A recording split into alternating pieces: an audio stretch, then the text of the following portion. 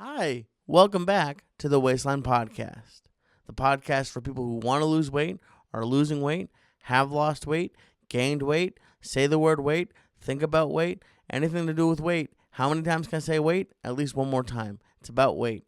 Thank you so much for joining the Waistline Podcast. My name is Syatt. I am your host.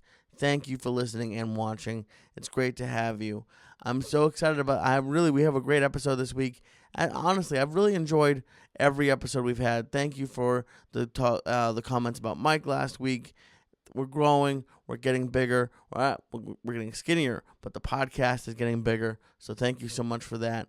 I do want to just start off very quickly. I had a very excited. If you listened to last week's episode, I was I don't want to say down, but I was a little frustrated because it seemed like I was assuming that I would at best maintain from the previous week weight-wise, if not even gain weight, because I went a little bit ham, as they say, for my birthday, and I ate a little bit too much, but somehow, some way, and it's actually pretty exciting, I lost 1.2 pounds last week, so I'm down a total of 106.6 pounds. We'll see what happens this week, but the reason why it was exciting, and I talk a little bit about it in this episode, is I was able to see that when I'm in maintenance mode, or even when I'm not in maintenance mode, but as long as you stick to the plan the majority of the time, the weight will go up and down throughout the week, but on a long-term scale,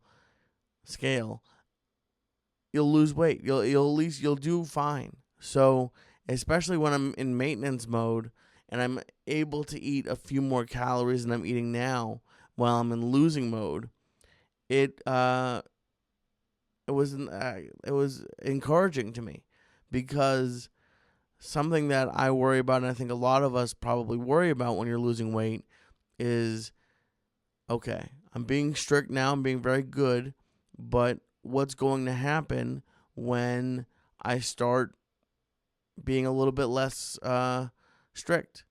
Because it's happened to me every time. I've lost weight a bunch. Losing weight was never the problem. I guess that's not entirely true. I have hit plateaus and got sick of it, but the problem has always been, I guess, at that point where I get sick of it and I start, you go from counting calories, and something I'm doing right now, and I need to be accountable to you and to myself. Something that I need to be better about is continually logging and counting the calories that I'm eating.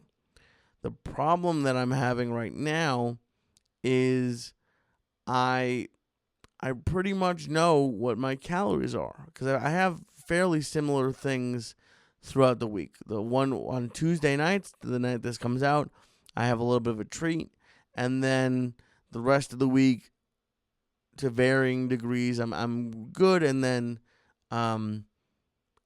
Sunday through Tuesday, or Sunday and Monday, I get pretty strict.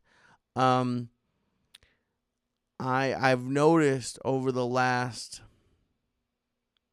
month or so that I'm not being as strict about actually logging the calories. And it's because I'm like, oh, well, I know how much this is, and I know that I'm okay here. But I have noticed the weight loss slowing down a little bit, and I don't want to get complacent, so I'm going to make it a much stronger effort to log every single meal, no matter if I've had that meal 100 times, like tonight, Monday night, the night I'm recording this. I have my tuna meal. I have had it for months, every Monday. I don't know if it's been every Monday since I started, but it's been, for the majority of the past year, I've had tuna every Monday night. And so I roughly know, okay, the cans of tuna are 240 calories total. The mayo has, I think, 25 or 30 calories per tablespoon. My salad, I put the same thing in my salad every night, and I do overestimate my calories, but I think the next step might be getting a food scale and really understanding and knowing for a fact how much I'm putting into my body. So that is something that I'm really focused on this week, and I'm going to continue because I'm hoping. Let's see here. I'm hoping by next week's episode I'll be down. I guess it won't be. It'll be by next week, but it'll be in the episode in 2 weeks that I'll be 110 pounds down. I'm at 106.6 right now. We'll see how much I lose this week, if I lose anything. And I think that's fairly reasonable.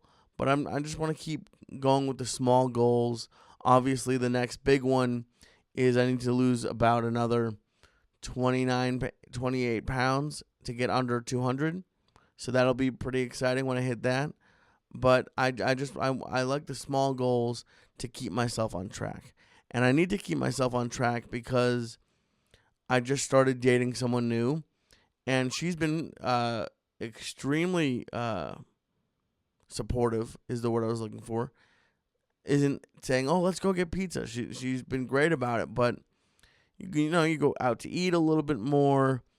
And it's something that I've noticed that, okay, this is something that I have to adjust for. If I'm going to be eating out a little bit more, I need to be a little bit better with my choices. Like we went out to eat on Friday, and it was an Italian place, but it was actually it was nice. The Italian place allowed you to get rice instead of pasta. And I know rice isn't bad for you, but it can stick in your stomach a little bit. And I got chicken marsala over rice. The problem with eating out is you're never really sure what they're putting into the sauce. But as far as Italian food goes, it's probably the best option. At least the option that I had. But it's a work in progress. This isn't. There's going to be weeks. I'm knock on wood, have not gained weight or stayed completely stagnant at all yet. I haven't hit a plateau, and I know it's eventually going to come.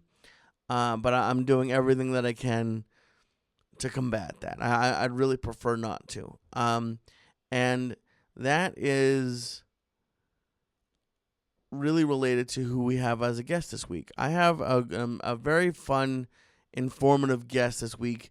His name is Professor Thomas Mueller, and he's a professor in the communications department at Appalachian State University. But he's done a lot of writing about weight loss and about how your self-esteem is directly related to how you act and how you feel about yourself and how you behave in life. And he was additionally very fun to talk to because Professor Mueller has lost weight twice in his life. Now it's not as much as some of us. He's lost 40 pounds twice, but I think that a lot of us, especially I'll just put the blame on me. I look at someone who needs to lose 40 pounds. I'm like, oh, you don't even know what's going on. But I know for a fact that there's people who are 4, 5, 6 plus 100 pounds and need to lose 400 pounds. And they look at me, oh, you need to lose 150, 180 pounds. I wish I was in your shoes. So I try not to judge, and it's hard because everyone judges. We judge ourselves, we judge others, but I'm trying to be more, I guess I should say, I'm trying to be more conscious of judging it.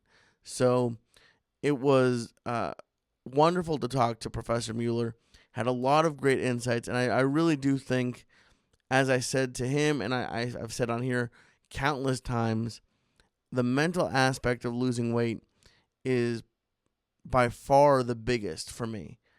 The physical aspect of it, of working out, of choosing the right foods to eat, they play a role in it, but it's sort of like when when you have a pet, like a dog or a cat or a bird, whatever you have, that you feed them pretty much the same things every night. And their weight only really fluctuates if you don't take them on walks, or you start giving them too many treats or giving them more food. That is, that would be boring for an adult. But my point is, we know what we're supposed to eat. There's no one out there who thinks cake is a healthy choice. The problem is it's in a very, getting back to the self-esteem part, eating, especially for me, is a very emotional thing. When I'm happy, I want to eat. When I'm excited, when I'm sad, when I'm angry, there's always a reason to eat. And it's my first instinct is not to go after the apple or the salad. And I want to learn more about that.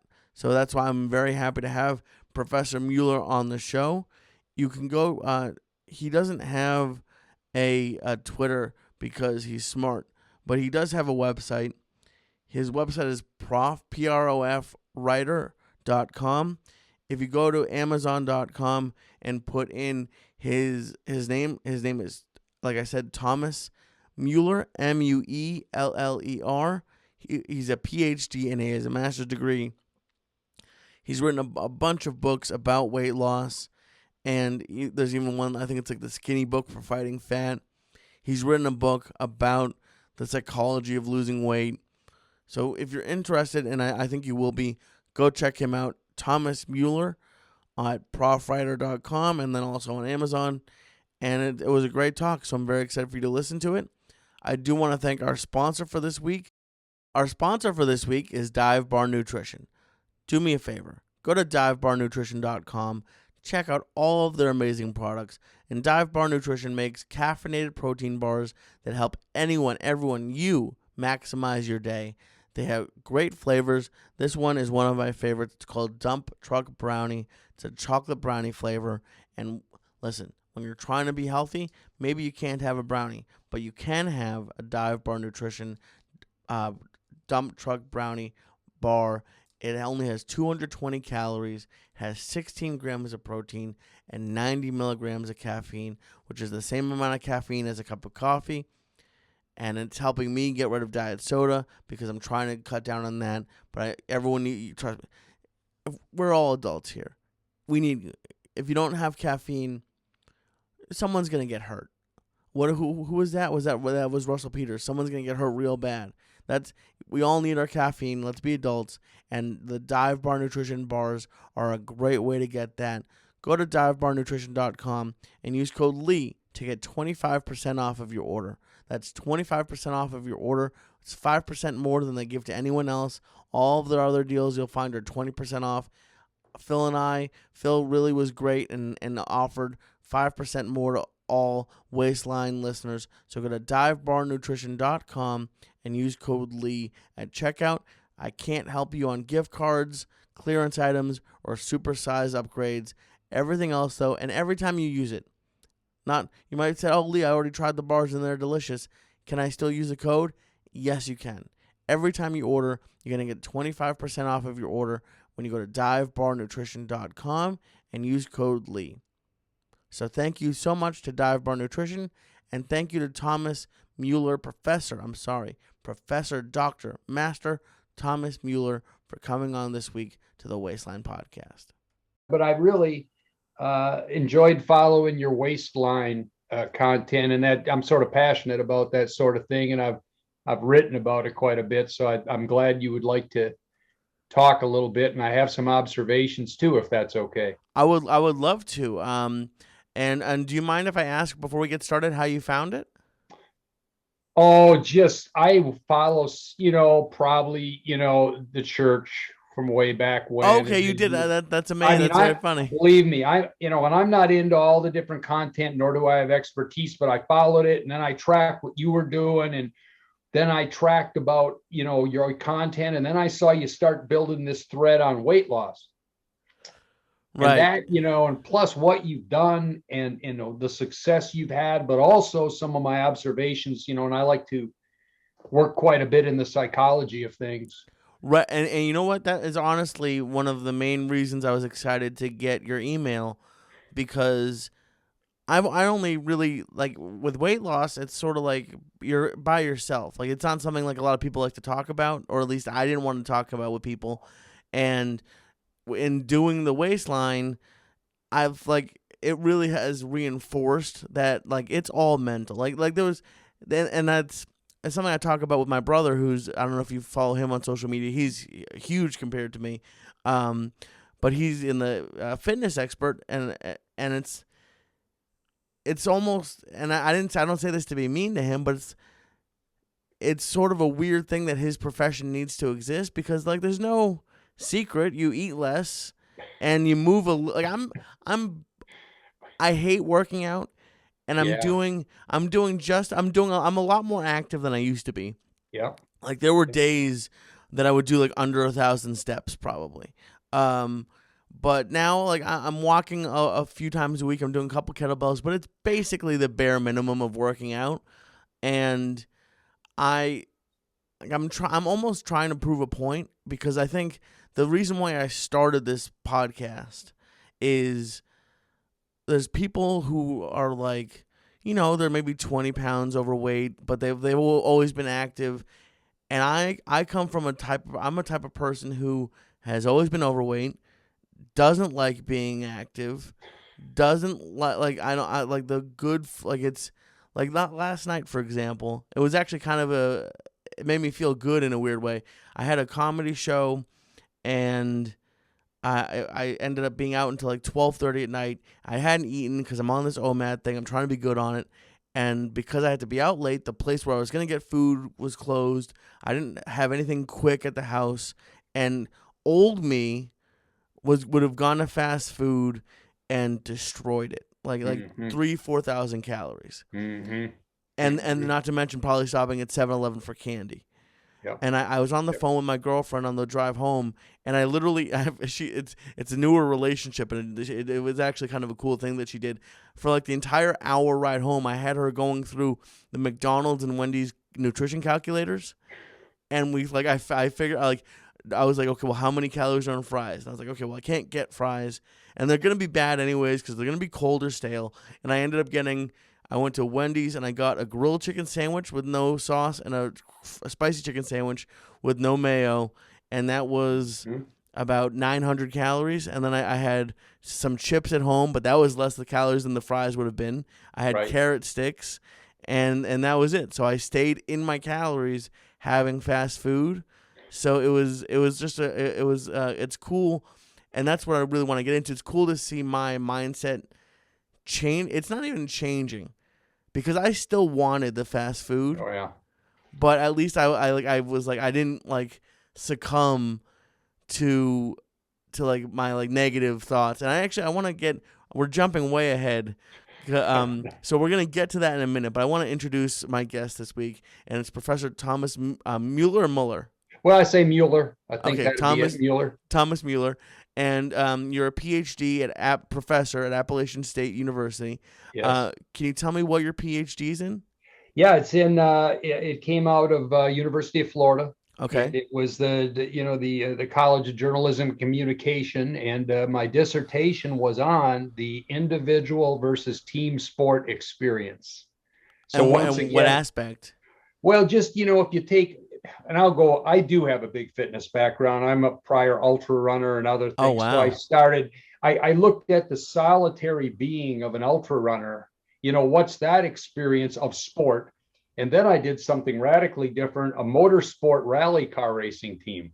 Okay. And the components of driver, crew people, and what is that participation and involvement of sport? So it was just a study, and I got in way over my head on that. I will admit it. But, for a first-time study to work with two major data sets, I learned a lesson. But just to start comparing, and that was the start of my research, is just what are the perceptions? What are the psychological perceptions of people and involvement, engagement, and mostly predictor of behavior? What are the certain things that predict how we're going to behave? And I'll try I have a cousin who's a professor of history at GW, and all he does is write dissertations in these huge books that could kill a person if you hit him with it.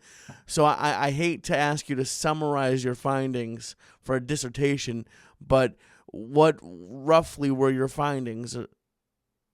Well, I think in a simplest sense, and thank you for saying that, because academic research is, difficult to make practical at times. Right. I just got a paper published on cancel culture in the Social Science Journal, which sort of depicts how people think through wanting to cancel somebody. Okay. But back to the case of the other, I think it's all interrelated to the team experience. If one person has a real high involvement, another has a low involvement, that's a different experience, right? A crew member who pours gas in the car maybe have real heightened involvement, but the driver's having a terrible day, so they're feeding off their own negative, right? So it's a mix, but the solitary individual is really about their own involvement, their own engagement in that experience. In ultra runners, you'd be out there for 30 hours. Wow. So it's the solitary experience. And again, I want to go back to something you spoke about, interacting with your girlfriend on that food, but just what you explained to me a second ago about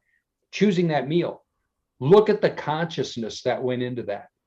Yeah. Look at the no conscious. And I'm the same way, man. I've been up and down. I've had 2 major 40-pound weight loss projects in my life where I used to just run through. We have this big chain called Dollar General down south. Okay. Oh yeah. And I run through there and say, man, hit up the M&Ms, hit up the chocolates. It became this mindless, right? Not mindful, but it's this mindless pattern. And but you were saying, whoa, a lot of red flags. I've got to think this through. And you put a lot of consciousness into it. Right. So that's sort of my whole premise about weight loss is there's no magic in it, but I'd be glad to talk more about just what our consciousness is and how we have to, what I call it more now than ever. And I'm really sticking to this. It's original thought, not the collective voice. And I did watch the podcast with you and your brother. And, there's a little polarization there. Oh, we're completely different and people. Believe me, I'm glad he's successful. That's great. And it serves a lot of people. But that sort of represents the industry, multi-billion-dollar. But so much of it's successful because no one is successful, right? There's such a small... I don't know this fact, so I don't make things up, but let's say there's the universe of people that hit it up with a trainer. How many of those people are still where they're supposed to be a year later, 6 months later? 10%, right? So the thing is, this consciousness you're creating, and that's what I write about a lot with this fitness and diet, is your original thought. And in my mind, that's the only way to go long-term, is to constantly be vetting your own thought. And can you expand on that? What do you mean original? When you say original thought, do you mean it has to be like something that you're ready for it, or? Well, just that you come to terms with what you believe out of your own level of reasoning. Okay, I just thought of this. I was mowing the lawn this morning before this, and I thought one thing that's really, all corporations are bad. I hear this from students sometimes. So I'm thinking, let's operationalize that. There's limited liability corporations. A lot of time those are self-employed people. They're right there, but they operate under an LLC. There's 501c3s. Those are nonprofits. Right. They help people, right? There's S corps, and then there's the big C corps. But to the collective thought, all corporations are bad. Well, let me think about that, right? So I'm trying to create my original thought on what a corporation is, good and bad, so that I could express that to someone else. And then I finally believe, here's what I believe about it. Okay. Does that make sense? So it's sort of like this unpacking and vetting and testing, because unless you found your way to that solution, I don't believe it's ever going to stick. That's my opinion. I believe I agree with what you're saying, and I think it's to relate it to weight loss. It's a tough thing because I have a lot of friends and family who were very nervous for me, and our hearts were in the right place trying to get me to lose weight. But the thing with losing weight, even if it's not a friend, even if it's a coworker, whatever, everyone has a different point of view, and this is how you got to do it, and yes, every other way is the worst way to do it. And every other time, like I've tried Juice Fast, Atkins, Nutrisystem, I've tried everything, and a lot of people don't like the way I'm doing it now. They don't like that I'm having one meal a day. And I can understand that. But every other time that I did it a way that I was like fighting against the way I like to live, it just didn't work. It didn't, like I've been doing it for almost 8 months. And this is the first time the weight loss has gone up and down, but I haven't hit a single plateau yet. I haven't I haven't stalled, and I'm attributing that to two things. One is the group of people I have on my Patreon and the listeners here that I feel like I'd be letting down if I went to McDonald's and ate and gained 2 pounds that week. That's definitely part of it. But the other part of it is it's not. I was kind of waiting for myself to be like, I hate all this food. I want to get in great shape, and I finally I'm kind of starting to realize that I like food that's bad for me. I'm not much of a drinker, but I love fast food. I love junk food. Yeah. And left to my own devices, if there's gonna be like an eternal lockdown, we could never leave the house again, I would be 1,000 pounds, and who would care? But I'm in my early 30s now, and I'm finally starting to realize I kind of have to be a little bit more responsible, and that food's always going to be there, and I can have once I get down to where I want to be, I can have a little bit more of it. Like this episode's going to come out on Tuesday, and last week I spoke a lot about how I thought I was going to gain a little bit of weight this week because for my birthday I went a little bit crazy, and I actually ended up losing a 1.2 pounds, which is low. On a normal week that would be kind of upsetting. And I know some people are like, oh, that's a good amount to lose. It is, but not. I'd like to lose at least 2 to 3.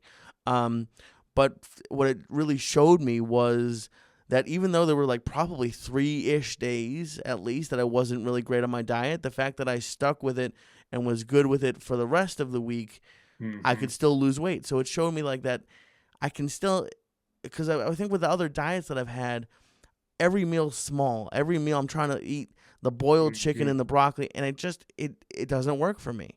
But what I'm very interested to talk to you about, with the mental aspect, is I was looking into you earlier, and I found on your LinkedIn you have a paper about self-esteem and how it affects your your mental attitude, I guess. Yes. And it really connected with me because I used to have a joke like I don't have self-esteem, and it's getting better, but it's still I don't have super high thoughts of myself, and you talk and I want you to expand on it, but you talk in that paper about how if you have negative self-esteem, it can lead to like self-harm and all that. And I never got into cutting and all that, but you can also say gaining 100+ pounds a couple times is another form of self-harm. So can you talk more about like self-esteem and how it affects your actions? It's funny. I'm writing that paper right now because that was my hypothesis, inward dwelling or outward facing self-esteem, and let's call it low self-esteem. The inward dwelling person looks more and more inward and is hateful. I don't like what I'm seeing. Okay. And let me stop there. I want to make a real quick comment. When you went back to showing your picture on the podcast of 100 pounds, and I want to acknowledge you and respect you right here, that there's a lot of pain in you, almost the self-shaming, looking back at that picture, right? And in the last book I wrote on diet, it was called, A Skinny Book for Fighting Fat. It's out on Kindle. Okay. And it's a quick, I call it skinny because it's fast. So many books are so fat and you read them, you go, I can't take this.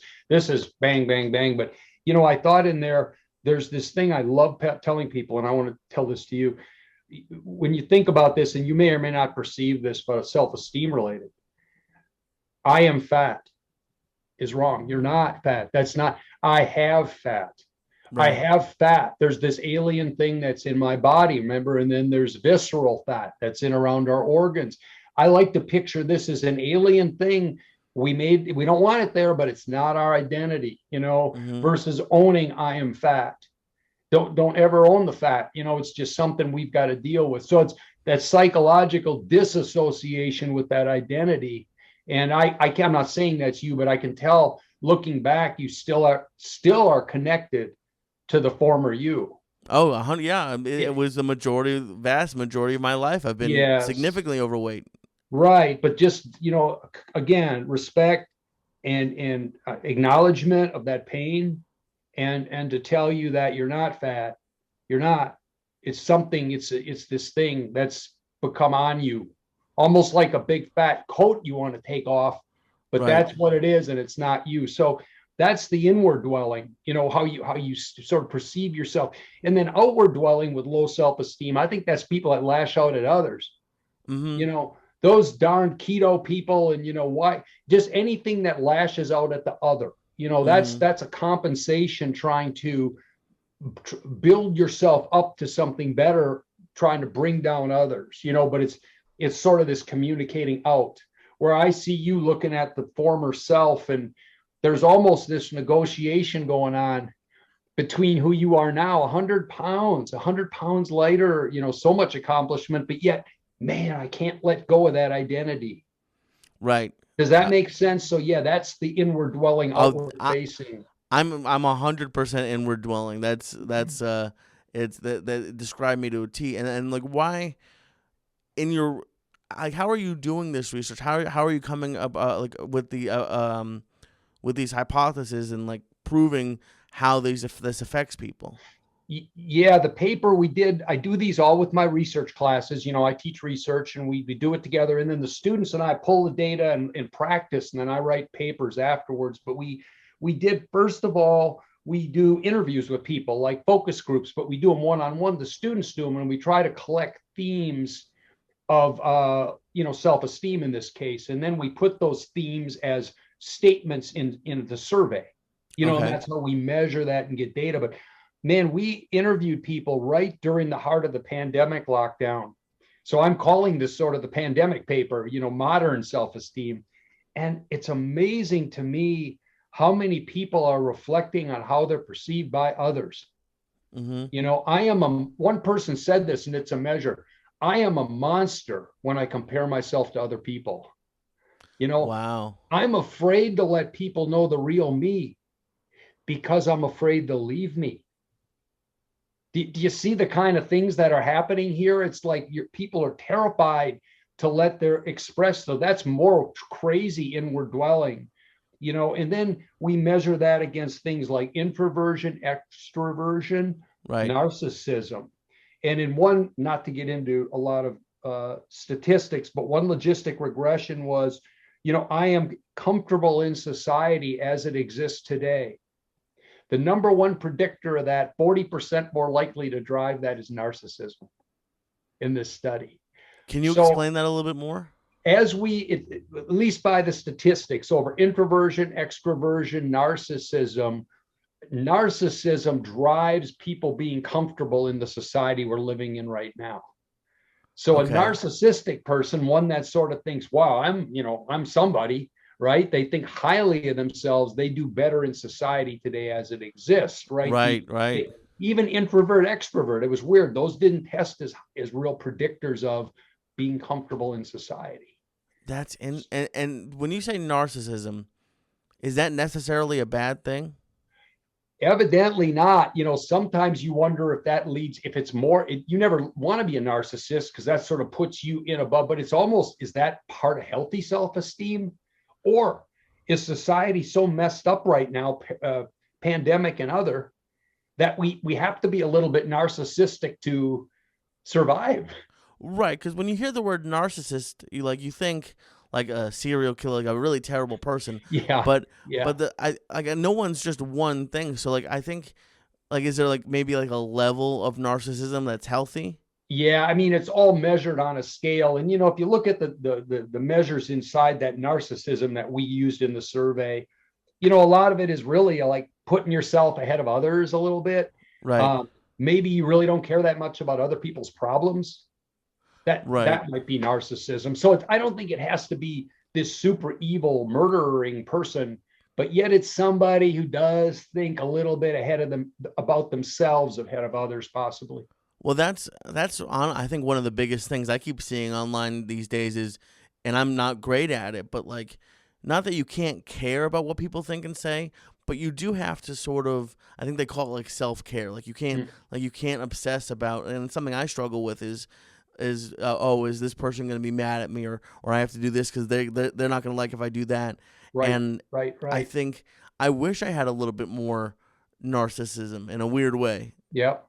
Well, again, I haven't even really touched on healthy self-esteem. And, that's how these studies are. There's so many components. But in the end, this was an exploratory look at what are some of the predictors of inward dwelling or outward facing, self-esteem. And I'm still writing it. I'm working on that right now. But I like it. I like data. I'm not saying data has all the answers, but it does.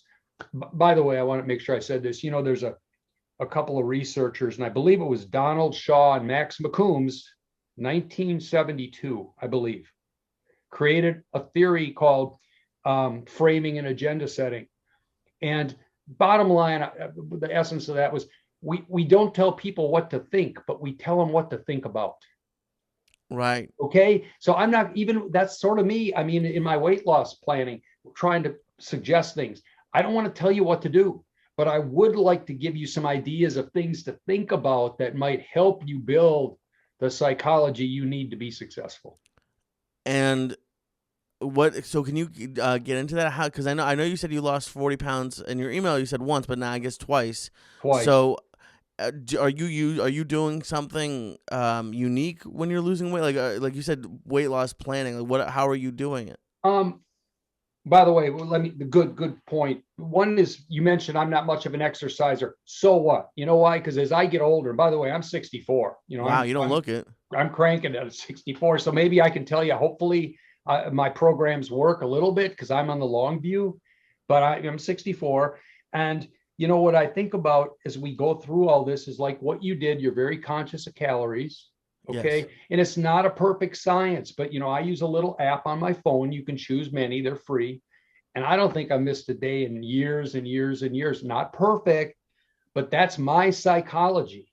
I need to own my calories, and if I'm over and had a bad day, I need to see that. Right. So it's that auto feedback for one thing on calories, right? And the other thing is, because I'm older, my metabolism is going so low, any weight I lose is going to be 90% the food.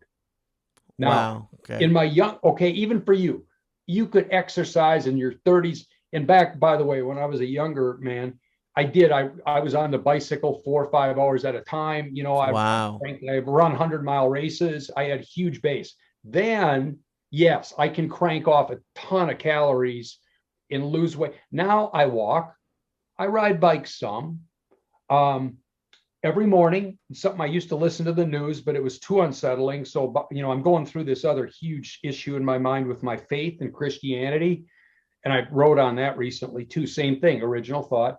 But I listened to this 1-year audio Bible podcast, and I do light strength training and yoga for my bad back.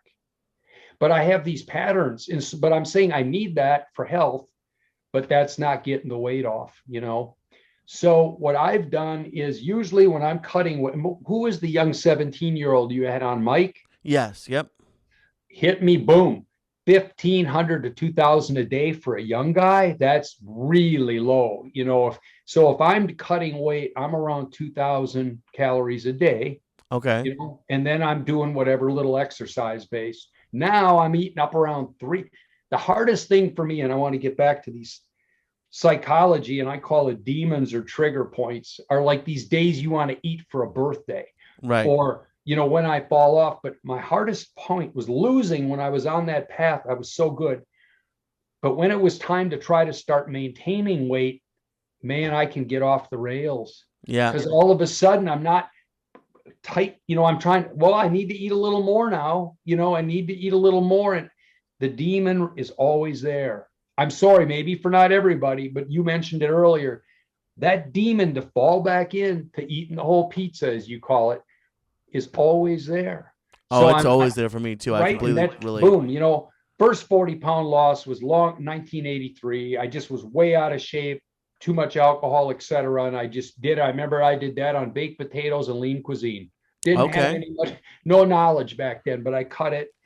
And then this last time was the virus. I was isolated in psychology. I got lonely. I was isolated. I live alone, and I got in red wine, right? And my big demon is dry roasted peanuts. Oh, peanuts are great. Eating dry roasted peanuts mindlessly is my closest step to heaven. I love that, but the calories, and all of a sudden I'm I talk about a set point around 165 for me, and I'm 6 foot. That's pretty lean. I'm 5-6% body fat. I'm pretty lean. I went right back up to 2003 this last time. Oh, do you mean, what do you mean? I'm sorry, 203. 203. Okay, I was gonna say that you're really big. Wow, you lost a lot more than 40 pounds. I was thinking of a date, but no, I went from about 165 to 203. And how long? Oh, 6 months, 7 months. Wow, yeah. I fell apart. I was isolated, and I was feeling sorry for myself and lonely, and I just, I lost, and the demon came back, right?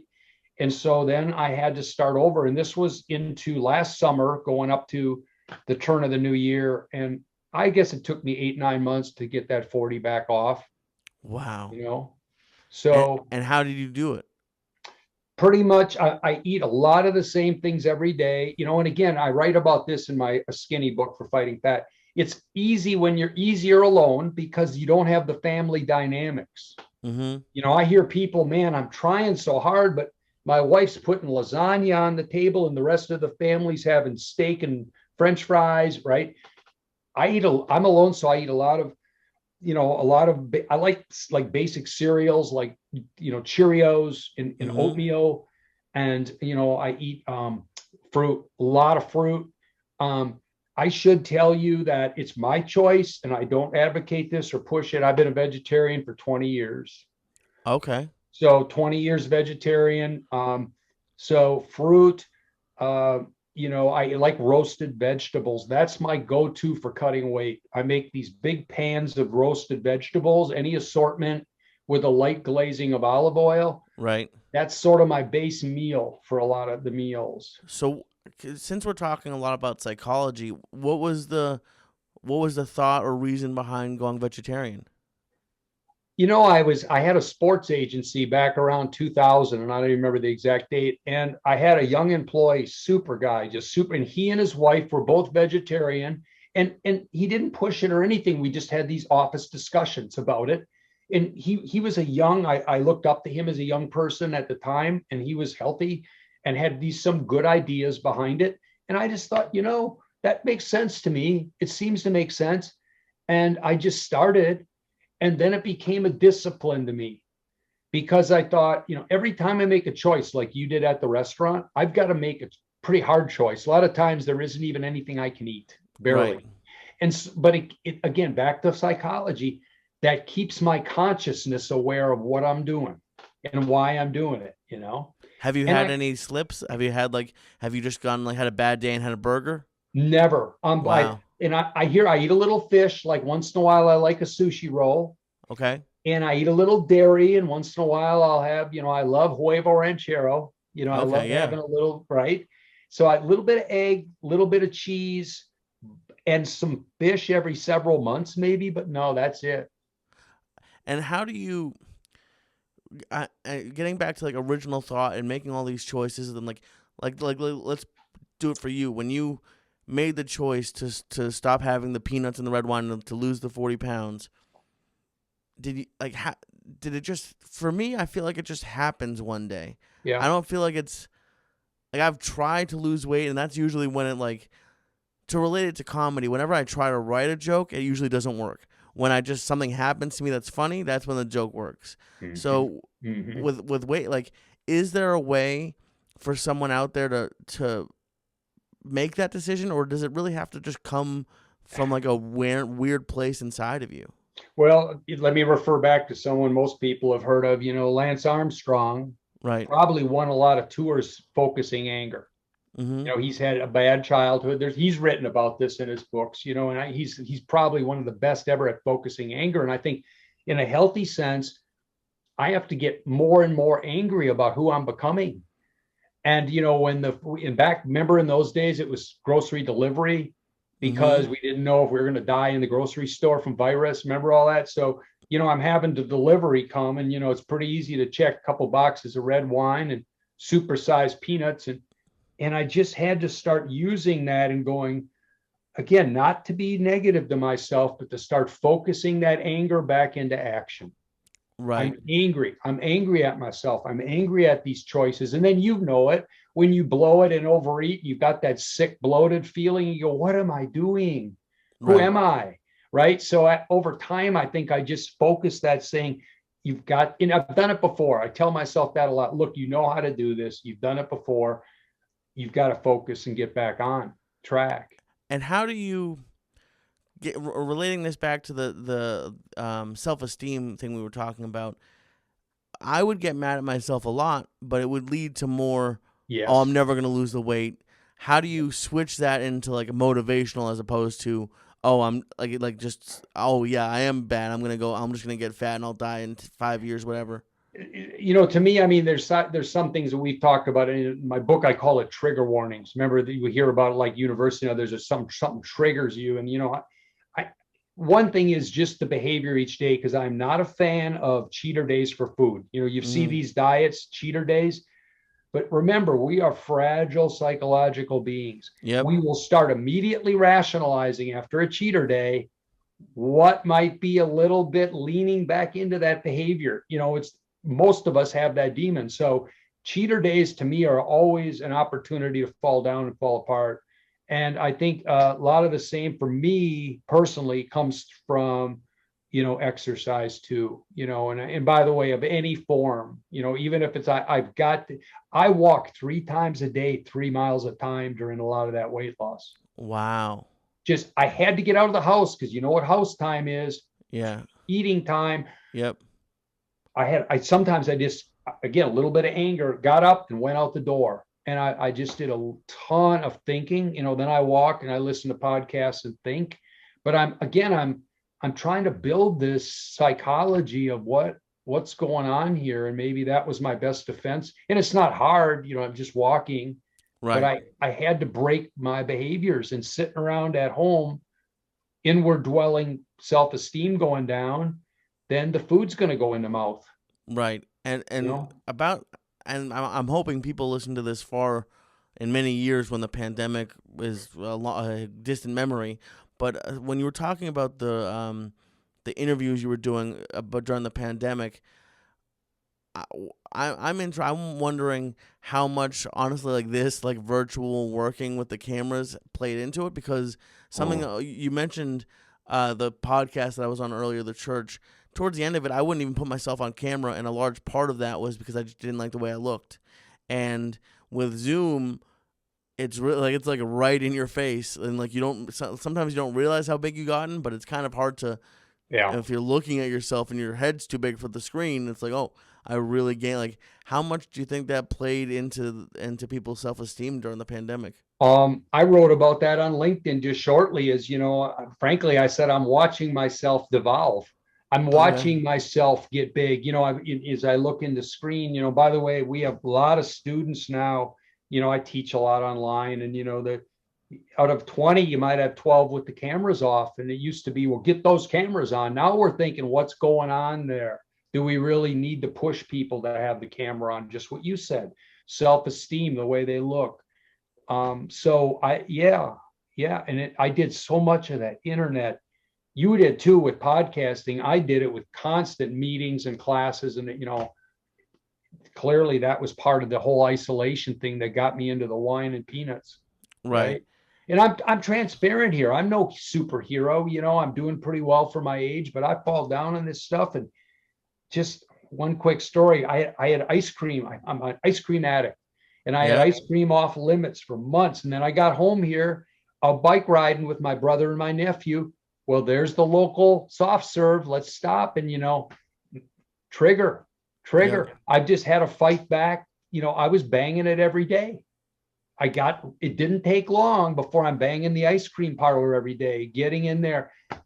That's how quick it happens, So I'm just being transparent that I have the same weaknesses as anybody.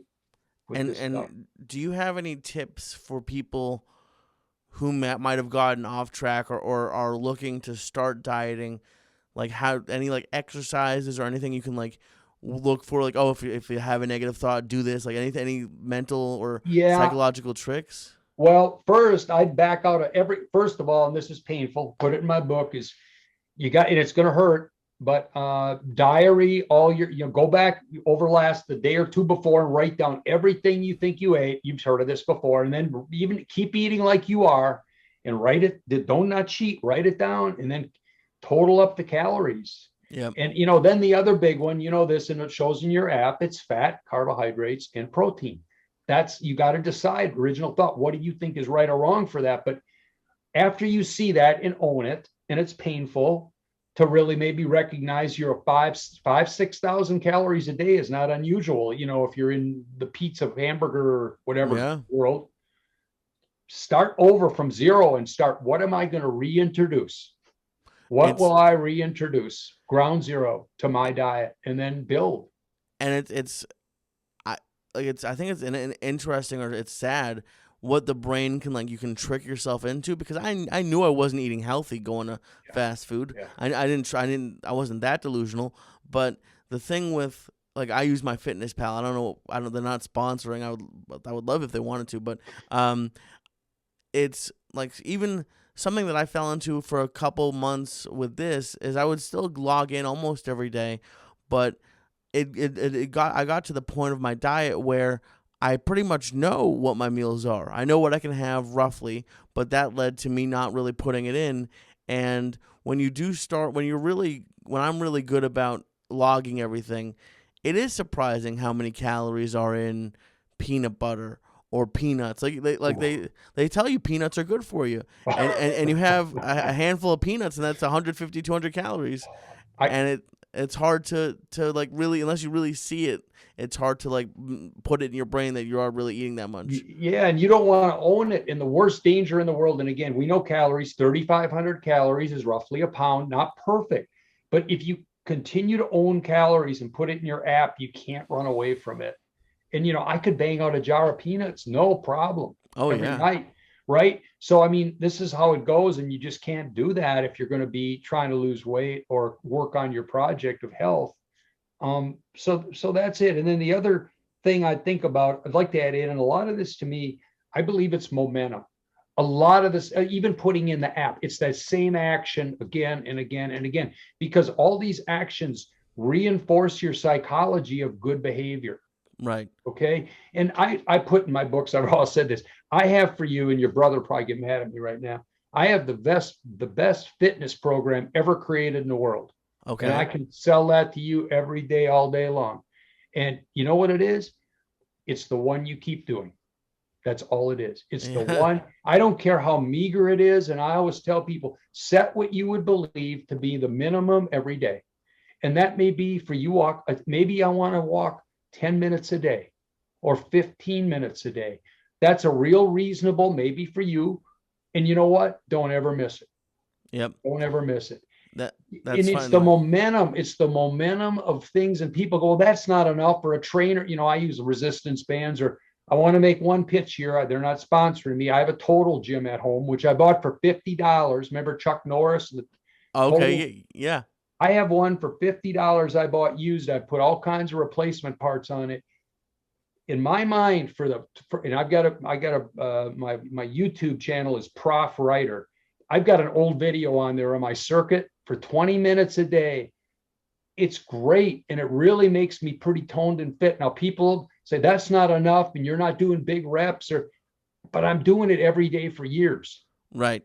And so that's all I'm saying on that. Oh no, I think you're right. And just to piggyback on the momentum thing, something that, because I think a lot of people, I'm in a bunch of Facebook groups about weight loss, and I don't post that much, but I do. I look at it, and a lot of people they jump in to like I said earlier, like the really intense, very strict diets, and for me something that, and it's the momentum worked for me. Like when I first started on this diet, I was just counting calories, but I would still have I went to fast food a couple times, but like I would get grilled chicken sandwiches, and then I would make sandwiches at home, and I can still have bread. And I had bread 2 nights ago. I had hot dogs, but the momentum for me is, and it ties directly into the recording your calories. I start realizing, oh, I could eat more and be more full if I switch from bread to, I don't know, wraps, or like just like making little small changes. And like now 8 months later, if I had tried to jump into like my every Monday, I weigh in on Tuesday, so every Monday I have tuna and I put it on rice cakes.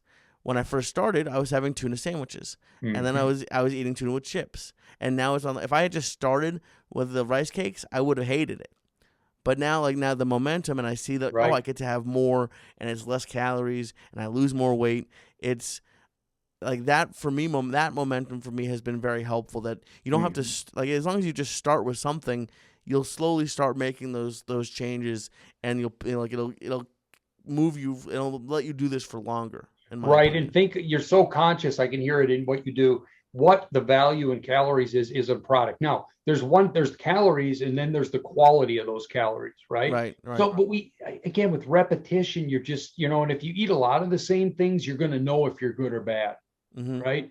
Like before we got on, I was eating these little bag. I love this stuff. Dried fruit. Fruit.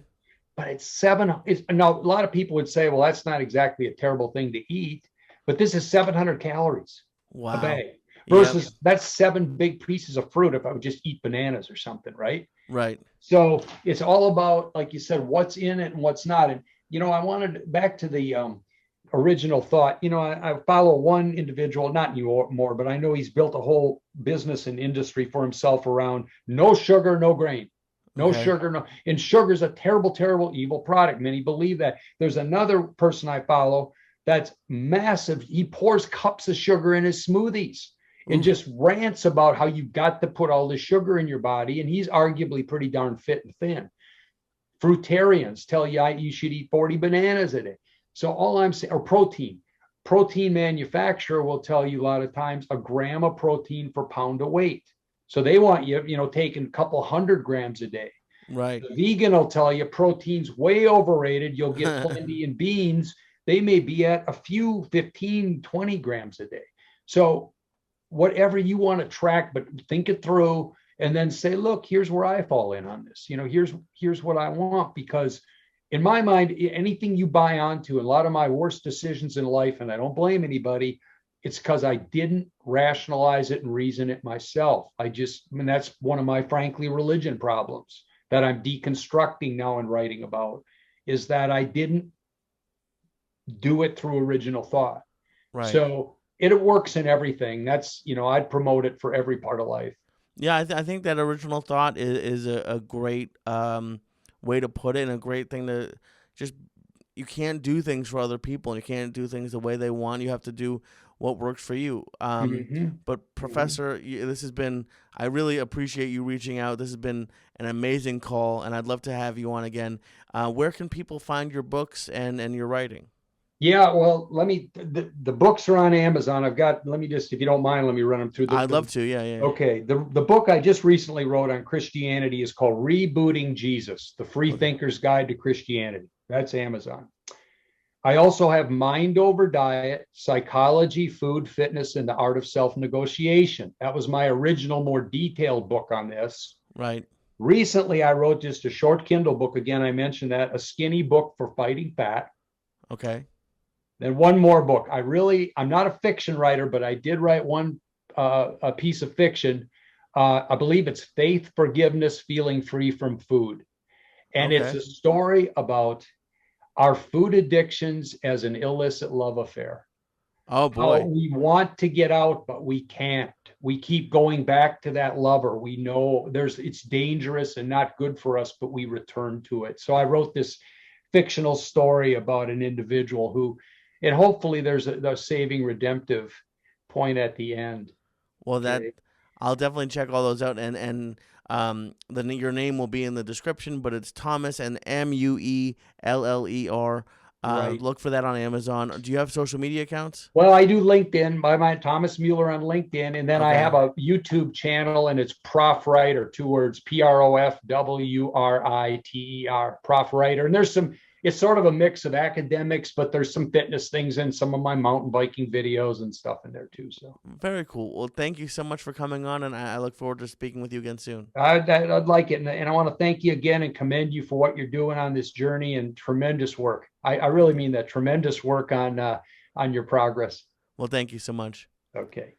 Thank you so much to Professor Mueller for coming on this week. Please go check out his website, www.profwriter.com.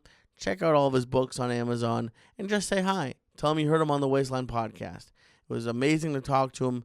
Very smart person, gentleman, and a scholar, and an author.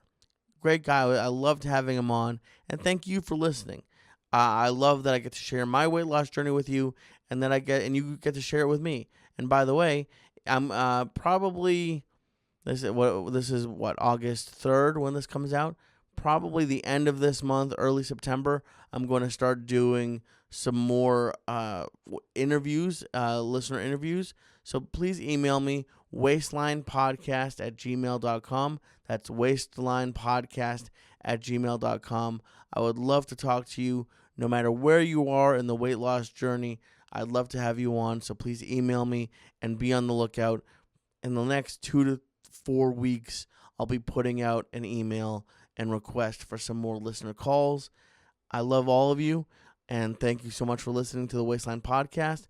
Very quickly, don't forget, go to divebarnutrition.com and use code LEE to get 25% off of your order. That's divebarnutrition.com and use code LEE to get 25% off of your order. My name is Syatt. This has been the Wasteland Podcast, and I can't wait to talk to you next week. Bye, guys.